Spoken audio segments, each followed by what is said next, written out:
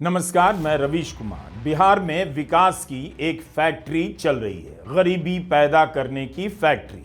इसके विकास से पलायन के लिए मजदूर तैयार किए जा रहे हैं। बिहार के विकास की फैक्ट्री से मालिक नहीं बल्कि कहीं और के मालिकों के लिए मजदूर पैदा किए जाते हैं। क्या आप जानते हैं कि राज्य में 40 लाख एकड़ जमीन अनुपजाऊ और बेकार पड़ी है? इनका इस्तेमाल उद्योग धंधे लगाने के लिए हो सकता था। यह आंकड़ा बिहार सरकार के कृषि एवं किसान कल्याण मंत्रालय से लिया गया है। 2003 से 2022 के बीच की जमीन का हिसाब है। सिर्फ खेती लायक जमीन का हिसाब है और प्राइवेट या आबादी वाली जमीन का नहीं। लेकिन कोई सरकार चाहे तो इन जमीनों का इस्तेमाल बदल सकती है, उसे कोई नहीं रोक सकता। फिर क्यों गृहमंत्री अमित शाह ने कहा कि बिहार में बड़ी इंडस्ट्री के लिए भूमि नहीं है? ऐसी इंडस्ट्री लानी होगी जिसके लिए जमीन का इस्तेमाल कम हो। यह जवाब नहीं है, बहाना है। पता है कि 20 साल बहुत होता है। 20 साल बाद पुल और पुलिया और सड़कों के अलावा दिखाने के लिए बहुत कुछ नहीं है। 20 साल में सिर्फ सड़क और पुल नहीं गिने जाते। यह पूछा जाता है कि क्यों नौजवान का घर अब भी खाली पड़ा है और वो दिल्ली सूरत में रह रहा है। अमित शाह क्यों भूल गए कि चुनाव से पहले प्रधानमंत्री मोदी जिन हजारों करोड़ की योजनाओं का बिहार में शिलान्यास कर रहे थे, उद्घाटन कर रहे थे, उनमें से ज्यादातर का संबंध जमीन से है। अगर चुनाव से 1 महीना पहले उन्हें घोषणा करने के लिए इतनी परियोजनाओं की जमीन मिल सकती है तो 20 साल में उद्योग धंधों के लिए जमीन क्यों नहीं मिली? Bihar industrial area development authority BIADA औद्योगिक विकास और निवेशकों को जमीन मुहैया कराती है। इसकी वेबसाइट बताती है कि 15 मई 2025 तक 922 एकड़ जमीन फौरन इस्तेमाल के लिए मौजूद है। यह आंकड़ा देखने में कम लग सकता है, मगर सरकार जमीन का अधिग्रहण लगातार करती जा रही है। अगस्त 2025 में बिहार कैबिनेट ने 2600 एकड़ से अधिक भूमि के अधिग्रहण को मंजूरी दी। इस जमीन पर 5 नए औद्योगिक एरिया विकसित किए जाएंगे। इसके अलावा 1300 एकड़ जमीन पर गया से गुजरने वाली अमृतसर कोलकाता इंडस्ट्रियल कॉरिडोर परियोजना में इंटीग्रेटेड मैन्युफैक्चरिंग क्लस्टर IMC का निर्माण किया जाएगा। राज्य भर में 17 नए इंडस्ट्रियल पार्क के लिए भूमि अधिग्रहण करने का प्लान चल रहा है। इंफ्रास्ट्रक्चर डेवलपमेंट अथॉरिटी IDA का लैंड बैंक भी बिहार में काम कर रहा है। मूल बात है कि भारत की राजनीति में सत्ता में लंबे समय तक रहने के सबसे अनुभवी और ताकतवर 2 व्यक्तियों के पास इस सवाल का जवाब नहीं है कि बिहार में उद्योगों का विकास क्यों नहीं हुआ, बिहार में नौकरियां पैदा क्यों नहीं हो सकी। तो क्या मान लिया जाए कि एक ही व्यक्ति की 20 साल तक सरकार होने, उसी व्यक्ति के लंबे समय तक मुख्यमंत्री रहने से बिहार में तरक्की नहीं आई? सिर्फ लॉ एंड ऑर्डर और सड़कों से विकास नहीं आता। कानून व्यवस्था ठीक होने के बाद भी, हर गांव तक सड़क पहुंचने के बाद भी बिहार गरीब रह गया। क्या ये मान लें कि बिहार को गरीब रहने दिया गया? अब इसके बारे में खुलकर बात होनी चाहिए। नीतीश कुमार ने जिस इंजीनियरिंग कॉलेज से पढ़ाई की है उसे NIT का दर्जा 2004 में मिला। NIT कॉलेजों में उसका स्थान 55वां है। वे अपने कॉलेज को भी टॉप नहीं बना सके। टाइम्स ऑफ इंडिया की रिपोर्ट देखिए, इसी साल मार्च की है। इसके अनुसार बिहार उद्योग संगठन के अध्यक्ष KPS केसरी कह रहे हैं कि उद्योग विभाग को इस साल 1850 करोड़ का बजट मिला है, जो कुल बजट का सिर्फ 0.62% ही है। आप पूरे बजट का 1% उद्योग को नहीं देते और बहाना बनाते हैं बिहार में जमीन नहीं है, इसलिए बड़ी इंडस्ट्री नहीं है। इसलिए अब इस सवाल को बार बार उठाइए कि क्या बिहार को जानबूझकर गरीब रखा जा रहा है ताकि उद्योगों को सस्ते मजदूर मिले? तेजस्वी यादव कह रहे हैं कि गुजरात में फैक्ट्री लगाते हैं, बिहार में विक्ट्री चाहते हैं। प्रशांत किशोर कह रहे हैं गुजरात के लिए बुलेट ट्रेन और बिहार के मजदूरों के लिए जनरल बोगी भी नहीं। विपक्ष ने इस तरह के आरोप लगाने शुरू कर दिए हैं। गुजरात में 2001 से मई 2014 तक नरेंद्र मोदी ही मुख्यमंत्री रहे। उनके प्रधानमंत्री बनने के बाद गुजरात में 3 मुख्यमंत्री हुए। पार्टी तो एक ही रही, मगर 3 बार मुख्यमंत्री बदल गए। आनंदीबेन, विजय रूपाणी और अब भूपेंद्र पटेल मुख्यमंत्री हैं। कैबिनेट में कितने मंत्री बदल गए उसका हिसाब नहीं। 1998 से गुजरात में बीजेपी की सरकार है। गुजरात के ही नरेंद्र मोदी और अमित शाह अब देश की राजनीति के सबसे ताकतवर व्यक्ति हैं। बिहार भले गुजरात न बन पाया हो, लेकिन गुजरात का बिहार की राजनीति में बहुत बड़ा रोल है, क्योंकि बिहार में भी कुछ साल को छोड़ दें तो बीजेपी लगभग इतने ही समय से सत्ता में है। 10 साल से प्रधानमंत्री के रूप में नरेंद्र मोदी बिहार में क्या इतना भी हासिल नहीं कर पाए कि अपने चेहरे के दम पर विधानसभा का चुनाव लड़ जाते। उन्हें नीतीश कुमार को आगे रखना पड़ा। खुद नीतीश कुमार को मुख्यमंत्री नहीं कहते, लेकिन उनके नेता नीतीश थे, हैं और रहेंगे का नारा लगाने लगे हैं। आज भी प्रधानमंत्री मोदी को बिहार में जीतन राम मांझी, चिराग पासवान, नीतीश कुमार की जरूरत पड़ती है। जिस 2 दशक में गुजरात को मॉडल स्टेट के रूप में पेश किया गया, वहां बिहार क्यों पीछे रहा, इसका जवाब विपक्ष से मांगा जाएगा या सरकार से। अमित शाह 4 साल से मोदी सरकार में सहकारिता मंत्री हैं। चीनी मिलों का संबंध सहकारिता से भी होता है। क्या इतने साल में अमित शाह बिहार में एक भी चीनी मिल चालू नहीं कर सकते थे? मैं आज इस कार्यक्रम के माध्यम से नीतीश जी और बिहार की जनता को कहने आया हूं, इस चुनाव में फिर से एनडीए का सरकार बना दीजिए।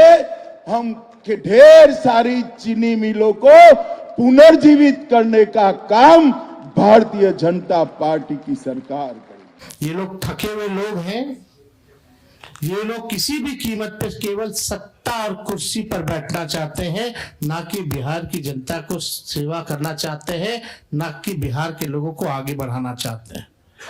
एक शुगर मिल प्रधानमंत्री जी ने नहीं चालू की, लेकिन तेजस्वी ने महागठबंधन की सरकार 17 महीने में रीगा का चीनी मिल जो है 17 महीने में चालू करके दिखाने का काम किया। तेजस्वी यादव दावा कर रहे हैं कि उन्होंने चीनी मिल चालू की है। अमित शाह को भी बताना चाहिए मोतिहारी के चीनी मिल को आज तक क्यों नहीं चालू किया जा सका, जबकि इसका वादा 2014 में ही प्रधानमंत्री के उम्मीदवार के तौर पर नरेंद्र मोदी ने किया था। उद्योगों को छोड़िए, कृषि का ही हिसाब दीजिए कि बिहार में कृषि को लेकर दोनों सरकारों ने क्या किया। क्यों बिहार का किसान 20 साल के लंबे दौर में गरीब रह गया? क्या इसलिए कि केवल जंगल राज का नारा था, लेकिन तरक्की कैसे हो इसका कोई आइडिया था ही नहीं। आज बिहार में जो भी दिख रहा है वो विकास की राजनीति की असफलता के अलावा कुछ भी नहीं। गृहमंत्री अमित शाह को बिहार में भूमि कम नजर आती है, लेकिन सहकारिता मंत्री के रूप में जमीन और जल संसाधन की कमी उन्हें दिखाई नहीं देती। बिहार ऐसा क्षेत्र है जहां कृषि भी उपजाऊ है, भूमि भी उपजाऊ है, जल संसाधन भी है। सहकारिता क्षेत्र का मैं आज कहना चाहता हूं, सहकारिता क्षेत्र का सबसे बड़ा फायदा अगर किसी को होगा तो मेरे बिहार को होने वाला है। बिहार को केवल भाषण है, सच्चाई यह है कि बिहार आज सूटकेस में रहने लगा है। छठ के वक्त पूरा भारत देखता है बिहार कहां रहता है। फ्लाइट में नहीं, ट्रेन के फर्श पर। केवल ट्रेनों की भीड़ नहीं, आप उस भीड़ को भी देखिए जो बिहार नहीं जा पाती है। इतनी बड़ी संख्या में बिहार के लोग बिहार से बाहर रहते हैं। उसका दृश्य आपको छठ के समय दिख जाएगा, जब आपको हाउसिंग सोसाइटी की स्विमिंग पूल में और नदियों के किनारे बिहार का बड़ा हिस्सा नजर आएगा। गुजरात में ही लाखों की संख्या में बिहार के लोग काम करते हैं। बीजेपी बताए उनमें से कितने लोग वापस आ गए, लेकिन गुजरात से नेता और कार्यकर्ता बिहार भेजे जा रहे हैं, ऐसी खबरें छप रही हैं। गुजरात बीजेपी के संगठन महामंत्री रहे भिखुभाई दलसानिया, जिन्हें अब बिहार बीजेपी का संगठन प्रभारी बनाया गया है। हम नहीं जानते गुजरात से बिहार आए नेता किस तरह से बिहार के उन मतदाताओं से संपर्क कर रहे हैं जो गुजरात में रहते हैं। क्या गुजरात में मजदूरी करने वाले बिहारी लोगों के जरिए यह काम हो रहा है? अगर चुनाव के समय गुजरात के अधिकारी और नेता बिहार भेजे जा सकते हैं, तो बिहार के कितने नेताओं को गुजरात भेजा गया मॉडल के बारे में जानने के लिए? अगर कोई गुजरात मॉडल था तो इसी 20 साल में बिहार को उसका लाभ क्यों नहीं मिला? ये और बात है कि गुजरात मॉडल के गुणगान करने के बावजूद ये हालत है कि गुजरात की बड़ी आबादी राशन पर आश्रित है। खुद प्रधानमंत्री नरेंद्र मोदी कोविड के दौरान बता चुके हैं कि गुजरात में 3.5 करोड़ लोगों को मुफ्त राशन मिल रहा है और अब तो यह संख्या बढ़कर 3.65 करोड़ हो गई है। इसे लेकर गुजरात समाचार ने रिपोर्ट किया है कि इनमें से करीब 55 लाख राशन कार्ड धारक संदेहास्पद हैं। तेजस्वी यादव गुजरात बनाम बिहार का मुद्दा उठा रहे हैं। जो लोग कहते थे असंभव है, नौकरी नहीं दिया जा सकता, आज वो भी कह रहे हैं कि वो आएंगे तो नौकरी देंगे। अरे पहले 2-2 करोड़ रोजगार मोदी जी कहाँ है, हर साल दे रहे थे, पहले उसका तो हिसाब कीजिए। 11 साल यानी 22 करोड़ नौकरी कहाँ है? तेजस्वी ने जो कहा वो किया और जो कह रहा है वो करेंगे। अरे मोदी जी फैक्ट्री लगाइएगा गुजरात में और विक्ट्री चाहिए बिहार में। जमीन का बहाना उचित नहीं लगता। ऐसा लगता है कि किसी के पास इस बात का ठोस जवाब नहीं कि बुनियादी ढांचे में लगातार 2 दशक तक विस्तार के बाद भी बिहार में उद्योगों का प्रसार क्यों नहीं हुआ। क्या इसलिए नहीं होने दिया गया कि देश भर के उद्योगों को जिम्मेदार और सस्ता मजदूर मिले? कम पैसे में लगन से काम करने के मामले में बिहार के मजदूरों का जवाब नहीं, उनके लिए कुछ भी पैसा बहुत हो जाता है। या इसी से पता चलता है कि बिहार में 94 लाख परिवार महीने में 6,000 तक भी नहीं कमा पाते। यह आंकड़ा बिहार सरकार का ही है, जाति गणना से हमने लिया है।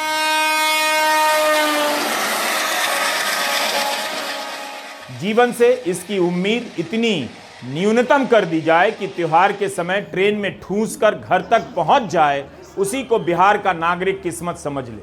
वह स्वीकार कर ले कि घर तो पहुंच गया, क्या हुआ ट्रेन में ठूंस कर बिठाया गया या बसों में ठेल कर लाद दिया गया।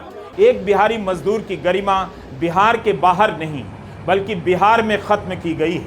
यही कारण है कि स्टेशन के बाहर होल्डिंग एरिया का प्रचार किया जा रहा है। स्टेशन और बोगी में छठ के गीत बजाए जा रहे हैं। सरकार को भी लगता है बिहार के लोगों के लिए इतना काफी है। ऐसा नहीं है कि बिहार में उद्योगों के लिए जमीन नहीं है। अगर बिहार में कोई चीज नहीं थी और नहीं है तो उसके लिए नीयत नहीं है। बिहार सरकार का रिकॉर्ड देखिए तो इंफ्रास्ट्रक्चर पर खूब जोर मिलेगा। आखिर किस लिए इतना इंफ्रास्ट्रक्चर खड़ा किया गया जब उद्योगों के आने के लिए जमीन ही नहीं थी? किस लिए दनादन जिलों में एयरपोर्ट बनाने की घोषणाएं की जा रही हैं?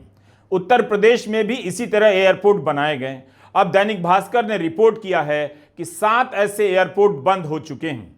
ऐसा लगता है कि सारा निवेश उम्मीद पैदा करने के लिए किया जा रहा है, उद्योग पैदा करने के लिए नहीं। अगर सड़कें अच्छी बन सकती थीं तो अच्छे अस्पताल और कॉलेज क्यों नहीं बने? मीडिया रिपोर्ट से पता चलता है कि 2005 से 2025 के बीच बिहार में 11,500 किलोमीटर से अधिक सड़क निर्माण हुआ है। 14,500 किलोमीटर का सड़कों का नेटवर्क बढ़कर 26,000 किलोमीटर हो गया। बिहार सरकार का ही आंकड़ा है। पिछले 2 दशकों में नीतीश कुमार और एनडीए सरकार ने कई हजार हेक्टेयर जमीन का अधिग्रहण किया है और विकास परियोजनाओं को पूरा भी किया है। 2005 से 15 के बीच 66,000 किलोमीटर रोड और 5400 ब्रिज बनाए गए। 2015 से 25 के बीच 55,000 किलोमीटर ग्रामीण सड़कें बनी। हर बात में रोड का रिकॉर्ड आ जाता है। क्या यह सरकार 20 साल से केवल सड़कें बनवा रही थी? इन सड़कों से बिहार में आया क्या? उल्टा लोग बिहार से बाहर जाने लगे।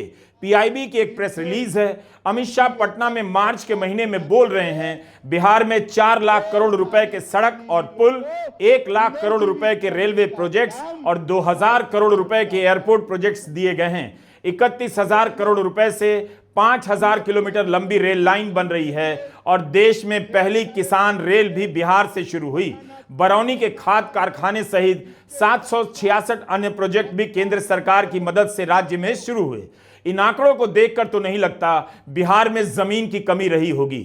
आखिर जब उद्योग नहीं आ रहे थे तो किसके लिए बुनियादी ढांचों की बारात सजाई जा रही थी?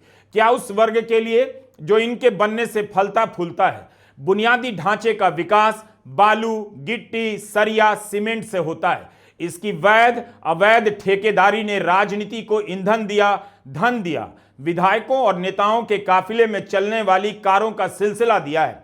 क्या आपको हैरानी नहीं होती कि बिहार में चुनाव से पहले ईडी ने धावा नहीं बोला? भ्रष्टाचार के आरोप 2-2 मंत्रियों पर लगे लेकिन चुप्पी साध ली गई। मोदी जी, नीतीश जी भ्रष्टाचार के बारे में बोलते हैं, किस मुंह से बोलते हैं भ्रष्टाचार में?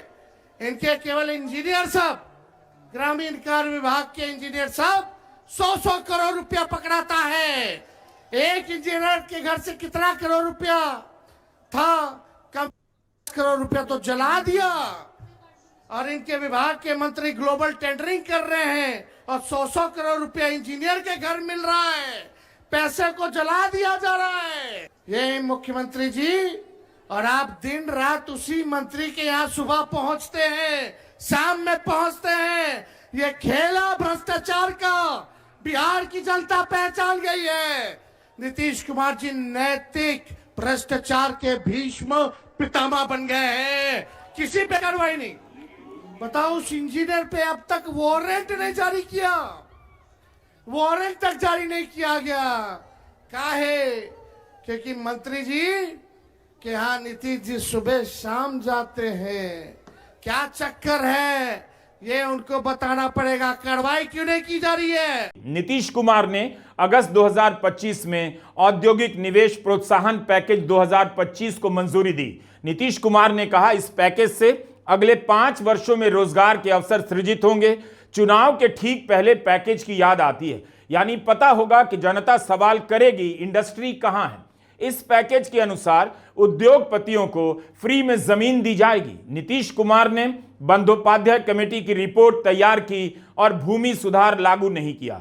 उनसे पूछना चाहिए कि आप उद्योगपतियों को फ्री में जमीन देने जा रहे हैं, लेकिन बंदोपाध्याय कमेटी की रिपोर्ट लागू कर गरीबों को फ्री में जमीन क्यों नहीं दे रहे हैं। ऐसा लगता है कि चुनाव के बाद जमीन को लेकर बिहार में भयंकर लूट मचने वाली है।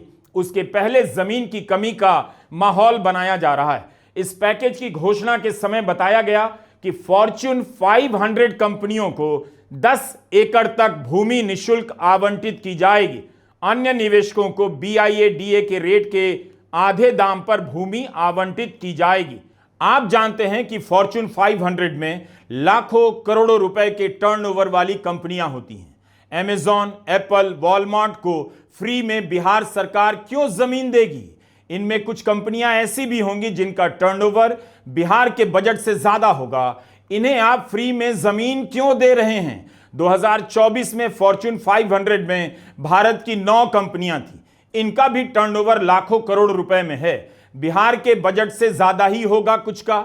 इन्हें 10 एकड़ जमीन फ्री में क्यों दी जाएगी? किस लिए? यह किस तरह की इंडस्ट्रियल पॉलिसी है? क्या गूगल नीतीश कुमार से 10 एकड़ जमीन के बाद ही अपनी कोई कंपनी डेटा सेंटर लगाएगा? यह बिहार की इंडस्ट्रियल पॉलिसी का पैकेज है। नीतीश कुमार कुछ, अमित शाह कुछ, दोनों मिलकर कुछ भी। अब अमित शाह ऐसी इंडस्ट्री की ओर मुड़ने की बात करते हैं जिसमें कम से कम जमीन की जरूरत हो। AI हब की बात करते हैं। AI और IT हब की बात हो रही है। इस मामले में भी बिहार फेल हो चुका है। हमने IT और AI हब की हालत पर हाल में एक वीडियो बनाया है, उसमें इससे जुड़े वादों की बात की है, आप जरूर देखिएगा। बिहार के मजदूर देश भर के मैन्युफैक्चरिंग सेक्टर में काम कर रहे हैं और मैन्युफैक्चरिंग में बिहार का कहीं नामो निशान नहीं। असल में बीजेपी गोल पोस्ट बदल रही है। मखाना की बात करेगी लेकिन खेती की असली वास्तविकता की बात नहीं करेगी। उद्योग की बात नहीं करेगी, IT सेक्टर की बात करेगी। IT सेक्टर का हाल पूछा जाएगा, AI हब की बात करेगी। क्षेत्रफल के हिसाब से बिहार भारत का 12वां राज्य है, मगर आबादी के घनत्व के हिसाब से पहले दूसरे नंबर पर आता है। जमीन के उपयोग को लेकर बिहार पर दबाव है, लेकिन जमीन की कमी की कहानी सुनाकर पहले ही जनता की उम्मीदों को मैनेज कर दिया जा रहा है, ताकि उन मुद्दों पर कभी बात ही ना हो जो असल में बिहार के औद्योगिकरण में बाधा बनते हैं। बिहार में भूमि का आकार जरूर छोटा है, इसकी चुनौती की बात समझ आती है, लेकिन भूमि नहीं होने के कारण उद्योग नहीं आया, वो भी 20 साल में। इसके लिए क्या किया सरकार ने, यह बात नहीं बताई जाती। अगर पत्रकारों ने बिहार के उद्योग पर ठीक से तैयारी के साथ सवाल पूछे होते तो अमित शाह के जमीन वाले बयान पर और सवाल पूछे जा सकते थे। कम से कम याद दिलाया जा सकता था 17 अक्टूबर को पटना में बुद्धिजीवी सम्मेलन में वही अमित शाह जमीन और बुद्धि दोनों की तारीफ कर रहे थे। बिहार में मेधा है, मेहनत है, लेकिन बिहार में कॉलेज नहीं है, फैक्ट्री नहीं है। इसका जवाब कौन देगा? जो 20 साल से सत्ता में हैं वो क्यों नहीं दे रहे? क्यों मेधा और मेहनत के बाद भी बिहार गरीब रह गया? बेकार की तारीफों से बिहार के बुद्धिजीवी तालियां बजा सकते हैं, लेकिन उन्हें इतना तो दिखना चाहिए कि उसी पटना में ढंग का एक कॉलेज तक नहीं है। आज भी जो लोग विद्यार्थियों की बुद्धिमत्ता का आकलन का काम करते हैं, वो सभी एक विषय पर एकमत है कि बिहारी युवाओं की बुद्धिमत्ता समग्र भारत में नहीं, समग्र विश्व में श्रेष्ठतम। तो मां गंगा की कृपा है, 50 फुट नीचे पानी है, बड़ी फर्टाइल लैंड है, मेहनत कश इंसान भी है और बुद्धिमत्ता में हम किसी से कम नहीं हैं। तो क्या हो गया कि बिहार बीमारू राज्य बनकर रह गया। अमित शाह बिहार में उद्योगों के लिए जमीन ना होने की बात जिस समय कर रहे थे, उसी समय के आसपास कांग्रेस पार्टी और राजद अदानी समूह को सस्ती दरों पर जमीन देने के आरोप लगा रही थी। कांग्रेस ने आरोप लगाया कि बिहार के भागलपुर के पीरपैंती में कथित रूप से अदानी पावर लिमिटेड को 1000 एकड़ से ज्यादा की जमीन 1 रुपए की लीज पर दी गई। बिहार सरकार ने थर्मल पावर प्लांट लगाने के लिए जमीन 25 सालों के लिए लीज पर दी है। प्रस्तावित जमीन पर बड़ी संख्या में पेड़ों को काटने को लेकर भी सवाल उठ रहे हैं। यहां पर 2400 मेगावाट के थर्मल पावर प्लांट को लगाने का प्रस्ताव है। यह सब कांग्रेस के आरोप हैं। क्या जमीन की कमी सिर्फ कुछ उद्योगों के लिए है? अदानी समूह ने अपने जवाब में कहा है उन्होंने यह प्रोजेक्ट सबसे कम सप्लाई रेट देकर हासिल किया है। बिहार सरकार के उद्योग मंत्री नीतीश मिश्रा ने कहा है टेंडर की तय प्रक्रिया के अनुसार काम हुआ है। अदानी पावर लिमिटेड ने सबसे कम कोटेशन दिया, इसलिए प्रोजेक्ट उन्हें दिया गया। सब कुछ गौतम अदानी को दिया। 10 लाख पेड़, 1050 एकड़ जमीन। बहुत ध्यान से सुनिएगा क्योंकि आपको विश्वास भी नहीं होगा, आपको लगेगा नींद में सपना देख रहे हो। ये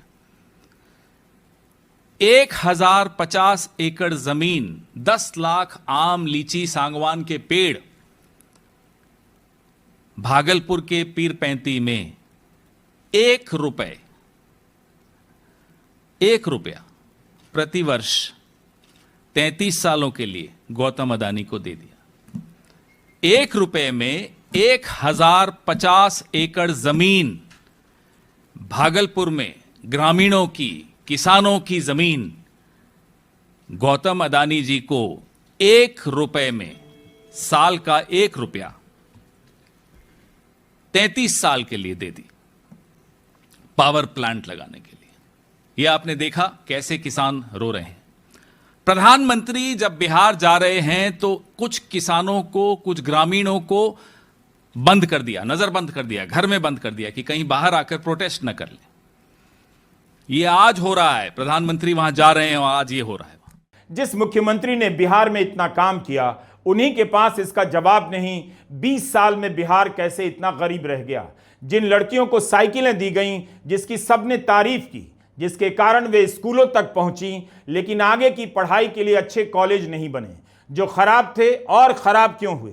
तरक्की हुई बिहार की, लेकिन यह तरक्की ऐसी थी जिससे बिहार गरीब बना रहे। एक ऐसा गरीब राज्य जो जीन्स पहनता हो, टी शर्ट अच्छी पहनता हो, लेकिन गुजरात और तमिलनाडु के लिए पलायन को तैयार हो, उसका सूटकेस हमेशा रेडी हो। यही नीतीश मॉडल है। विपक्ष इसे कितना बदल पाएगा, कैसे बता सकते हैं? जो लोग 20 साल से सत्ता में हैं वही नहीं बता पा रहे हैं। नमस्कार, मैं रवीश कुमार।